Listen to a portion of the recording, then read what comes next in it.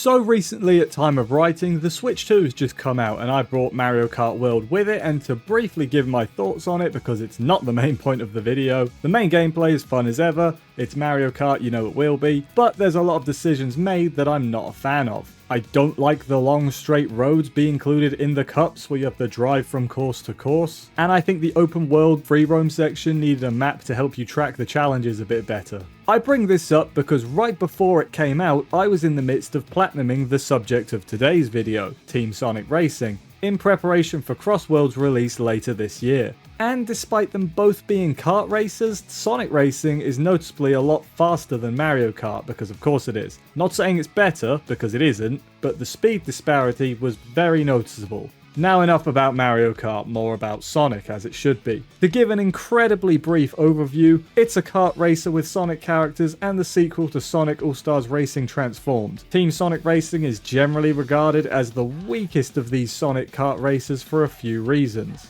They removed the other Sega characters, leaving only Sonic characters, which isn't the biggest issue on its own, but then there are baffling omissions from the character roster, like Cream, for instance. Literally, why is she not in the game when Omochao and Zavok are? Makes no sense at all to me. Now, a little bit ago, I did a video where I looked at the rarest trophy in every single Sonic game, and at that time, I was pretty sure that I was never going to platinum this game. The only other racing game I've platinumed is Jack X, which I also don't like the platinum of. I'm just not that big on racing games, but I am big on Sonic, and Crossworlds is seemingly fixing a lot of this game's mistakes, and that got me in the mood to give it another go. Whether that was a mistake or not, we'll find out shortly. Now on to the game's trophies. This is actually one of those cases where looking at the list doesn't seem too intimidating really. It's only when actually getting into the game and realizing exactly what it's asking of you does it become clear that you're in for a trying time. I normally like to go in the order that I got the trophies in, but for this game I'm gonna mix it up, keep you on your toes. The actual reason is that the single player story mode related trophies are what you're gonna spend the majority of your time doing, and naturally what I have the most to say about, so I figured we'd get the more miscellaneous stuff out the way first. Real quick, as ever, I'm not going to go over every trophy as some are super simple and will be gotten just by casual play, and I won't really have anything to add. We will start with everyone's favourite thing, online trophies. There's not many, only 2, well technically 3, but we'll get to that. One for participating in an online race and one for winning one. Kids these days and their darn participation trophies. Back in my day you were rewarded for effort and definitely not just sucking up to the organisers or slipping them 20 quid. It was all effort. Now online is firmly dead. I waited around for a good while with no one showing up. I ended up using an alt account as you only need a single other player to start an online race, so that's tickety-boo. The other kind of online trophy is for beating a time trial of someone on your friends list. Now, for whatever reason, this is far more complex than it needs to be. It's not a case of just doing the time trial and getting a higher time, oh no. You have to actually find your friend on the leaderboard, which is a case of you literally scrolling through the list for minutes to hours until you find them. There's no way to go like straight to your friends or anything. You have to do this big old scroll, which is the most annoying part of this. Once you find them, you can select them to race directly against their time, and at that point it's just a case of beating that time. I again ended up using my alt account to set a completely beatable time for a fast course, which did unfortunately lead to me having to scroll for like 6,000-ish places on the leaderboard, which took way more time than the actual race itself. I'm going to say about half an hour maybe. But yeah, it's actually very easy for a 0.1% trophy, but it's also completely understandable considering how finicky and out the way this is, which is rare, right, for both of those things to actually be true. There's also one local multiplayer trophy, which, yes, remember split screen, it's not hard, you just need to play a race with 2 other players on your team in local co-op. For me, I had some spare controllers that I hooked up, it's not difficult to do. I'm not really a fan of this kind of trophy because it doesn't test your skill at all and just needs you to have 3 controllers handy. The other sort of miscellaneous trophies are generally tied to the different Wisp powers, or other simple actions in races like getting the full boost at the countdown at the start for an example. Most of these I was able to get just by playing normally, but I will talk about a few of these. First off, you need to spin out Sonic 3 times while playing as Eggman. Again, I used a second controller for this, but it's notable as it's the only single player trophy you can't do in the main story because you can't play as Eggman in it. You can make this and all the other Wisp trophies easier by setting yourself to start with the relevant Wisp powers, and you get these starting items from the gacha machine. There are trophies tied to this, such as for spending 5,000 tokens or getting all the parts from it, but you end up getting so many tokens from the story races anyway that there is no need to worry about going out of your way for this. I had probably around double the amount of tokens I needed by the end for all the trophies, so unless you're really unlucky, it's a non-issue. The only Wisp power trophy that I think will require a bit more setup is the one for Violet Void. For this, you need to absorb a projectile, like the Rocket Wisp for example, and then use that Rocket Wisp you get to then hit the person that originally fired it. Now the reason you'll need to set this up yourself is obvious, right? How often do you actually know who hits you with a green shell or whatever? I'd say almost never. I did this the same time as the Eggman trophy, and it was the only Wisp trophy I actually needed to go out of my way for. The last trophy I want to talk about in this section is for drifting for a whole minute. Now this is one of those that I was a bit confused by initially. You know, you drift round corners, that much is obvious, but is there really a part of this game that lets you drift for that long straight? Well, no, but that's fine because it turns out you can keep a drift going despite changing directions, and also while you're in the air bouncing. As such, I used this bouncy map, don't remember the name, but it has a lot of turns and balloons that make you bounce. As long as you don't activate the boost from drifting, you can press the button again to change directions while keeping the same drift going. It's probably something everyone else already knew, but I was stunned it was something as simple as that. So I thought I'd let other people know as well. I'm a nice guy like that. Now we'll get to the Team Adventure mode, aka the main story mode for this game. This is absolutely where you'll be spending the majority of your platinum hunt. If I was to put a number on it, I'd honestly say about 90% of the time playing was in this mode. This is also what I'd recommend doing first for the platinum, even though I put it after all that other stuff, as you will get a lot of the miscellaneous trophies for like the Wisp powers and whatnot in this mode. This mode has 7 chapters made up of several races and other, let's call them mini games or challenges. They're like different gameplay objectives, still within the framework of a race course and normal driving mechanics. What you need to do for all the trophies in this mode is simple to explain but difficult to actually do. You need to beat all the races on expert difficulty, get all the stars from all events in this mode, and get all keys for doing all the extra objectives in certain events. So let's break these down. Beating every race on expert. Well, to start with, you have to beat every race on hard for a separate trophy, but that also unlocks expert for each race. Now there's actually not a trophy specifically for beating expert mode, but by beating all the races on that difficulty you get the final paint kits, which you need for a bronze trophy, which absolutely should be gold, let's be real. Now expert races are just what they sound like,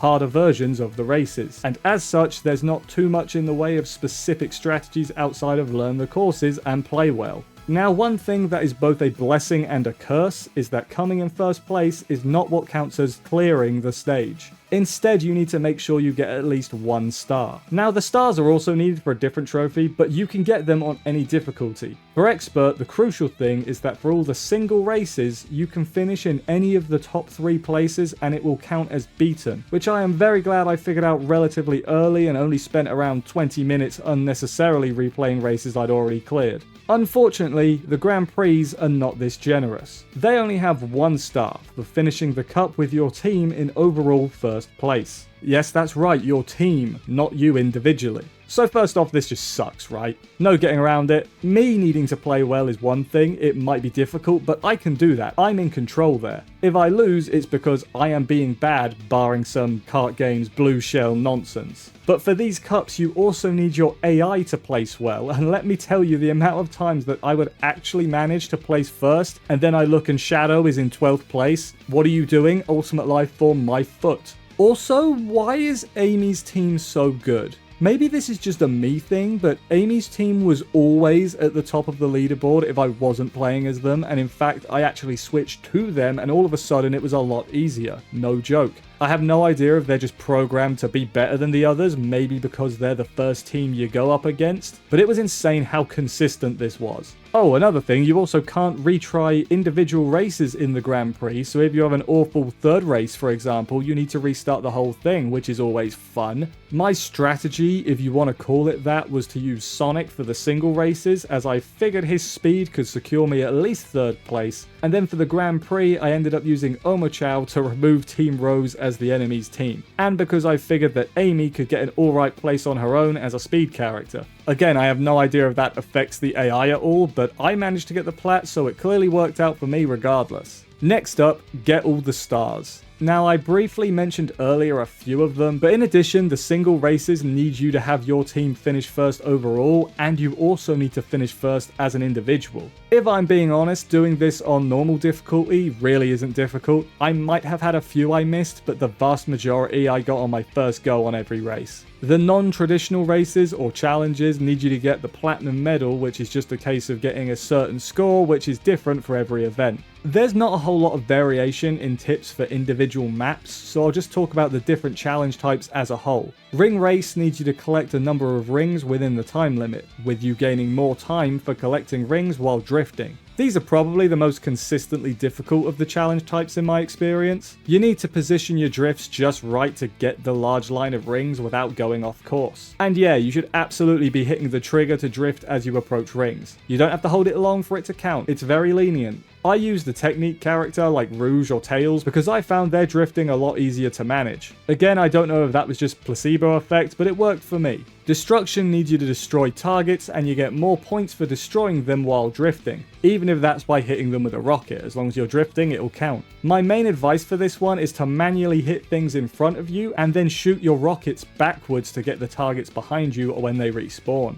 And of course, make sure you're drifting this whole time as well. Egg Pawn Assault needs you to destroy the egg pawns in front of you. It's kind of similar to Destruction. Ramming them from behind will destroy them, as will rocket shots, with you getting more time as you destroy them. This one is probably the challenge I found the easiest. Just watch out for the bombs dropped from certain enemies, but otherwise it's pretty straightforward. Traffic Attack needs you to drive through checkpoints for more time while avoiding all these other robots on the road. This is another one that I didn't really struggle with outside of the Ghost Mansion level. Only thing I'll note is that if I hit something and then restarted the challenge really quickly, the robot I hit was still on the road sitting still instead of driving. I assume this is because I didn't give the game time to despawn them and then restarting it cancelled the respawn process. I'm not a developer, but that does make sense to me. The final one is Daredevil, where you need to skim these posts, with bonus points for drifting while doing so. Now I'll confess that I struggled with these and it was not even a skill issue. You see, I was getting good scores on all these posts and still not getting enough points, and I was trying these for hours and could not do it. I was looking around the maps to see if there was some sort of secret route with a bunch in or anything like that. I was really confused. Then I slowed down for a second, literally not in the game, and actually read the instructions, and turns out that if you skim the red side of the post, you get a score multiplier, and all of a sudden I was easily getting enough points. This was 100% on me. I would call it a skill issue, but it's not. It's an impatience and reading issue, if anything. Seriously, remember what your teachers say, always make sure you read the instructions. Overall, I actually think the stars are probably the easiest part of this mode, even though there are by far the most of them. The keys though range from basically free to go screw yourself. I'm not going to go through all of these, and to be honest, I think they're pretty easy until chapter 7 where they start stacking requirements. In that one it's like don't fall off the map, and also don't get hit, and also defeat a certain amount of enemies. You know, they give you more than one objective. Considering sometimes you also just can't avoid getting hit, it might take a few tries to get these. Some need you to destroy a number of egg pawns, which typically needs you to go behind them as you can't destroy them from the front. Problem with this is that you also need to get 1 star for it to count in this run, so place at least 3rd. And if you're in the back,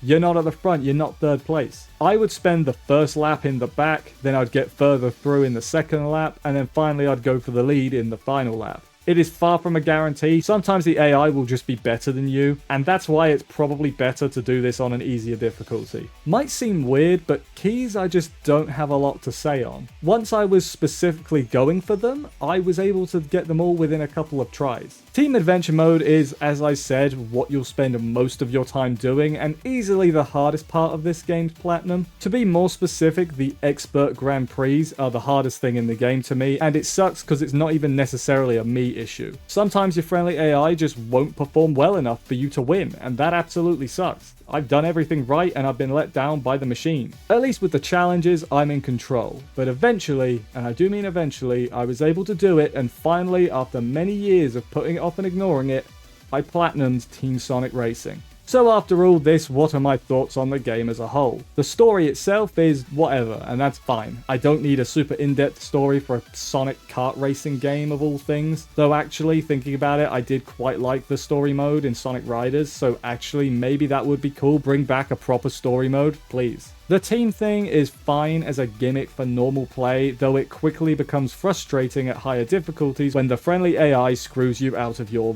well-earned victory. The character roster is a bit lackluster. Even if you just have Sonic characters, there are better options. A lot of this could be attributed to the team system in thinking about it, like Eggman needs a third guy and Sage isn't a thing yet, so Zavok I guess. Omochao instead of Cream though. Again, what was the thought process there? I mentioned earlier, but I'm really not much of a racing game guy, so I couldn't tell you how this game stacks up against similar games. In fact, I haven't even played the other Sonic kart races. Maybe I will at some point, who knows. Overall, I think I at least enjoyed my time back with this game, and it did make me more excited than I was for Crossworlds, so that's good at least. Yes, I have my issues with it, but overall, I had fun. Turns out it wasn't the insurmountable challenge for me that I wrote it off as all those months ago, and that at least, I'm a fan of. And that's the video. Do you agree with the title and my points, or am I wrong? Do you actually think Sonic Unleashed is the hardest one? I know some people will say that. Let me know what you think in the comments, and while you're down there, press like if you liked it, and also subscribe. It's free, helps me out, and gives you easier access to my videos, both old and new. They're all trophy related, so stick around if you like that kind of thing. Are you excited for Crossworlds later this year? I'm definitely going to get it, and I may even decide to do a video on it, who knows. Thank you for watching this video. For now though, I'm off, hunt them tropes, and I'll see you next time.